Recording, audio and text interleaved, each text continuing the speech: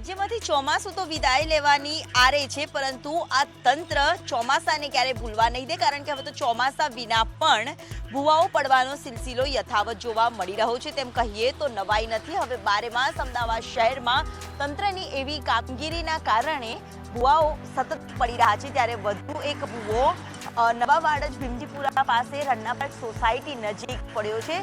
Road વચ્ચે અધ વચ્ચે પડેલા ભૂવાના કારણે વાહન ચાલકોએ પણ પરેશાની વેઠવી પડે તો કોઈ નવાઈ નથી, કારણ કે વિશાળ ભૂવો જે પડ્યો છે, અનેક લોકો પરેશાન આ ભૂવાને લઈને થઈ રહ્યા છે. ત્યારે કેટલાક સ્થાનિકો છે, એમને બી પૂછવાનો પ્રયત્ન કરીશું. હવે તો વડીલ ચોમાસું પણ પતી જવાના આરે છે, પરંતુ આ ભૂવાઓ પડે છે, તંત્રના લીધે લોકો કેટલા હેરાન થાય છે. તંત્રની બેદરકારીના હિસાબે થાય છે.